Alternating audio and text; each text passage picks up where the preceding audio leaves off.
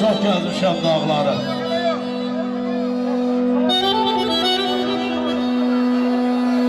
Hər bulaq başında xatırla məni.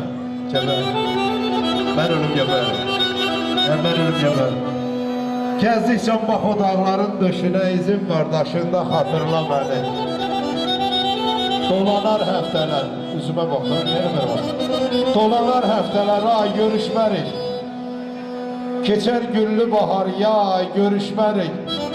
Çağırma almasın, çağırma vermərəm, hay görüşmərik. Bir qarlı qışında xatırla məni. Uğurumla nazgil elə, dad elə. Keçər ömür qalar ancaq ad elə. Demirəm hər zaman, hər vaxt yad elə. Gözlərim dolanda hər vaxt xatırla məni. Yaxşı.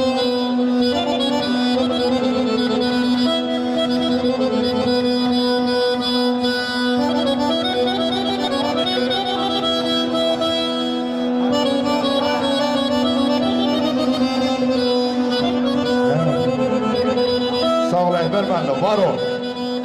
Hər zaman anlaşdan Abdalım dağlara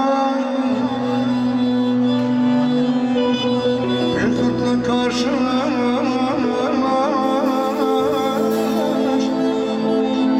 Yedi uğurlar olsun Tanrı Türkiye yar ol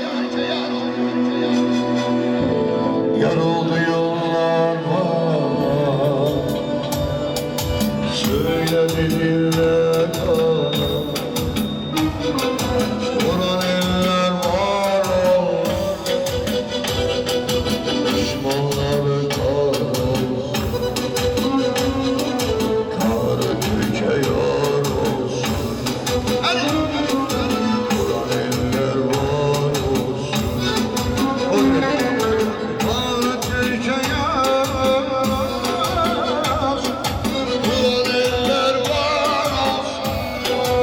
Tepki Stüdyosu takdim ediyor.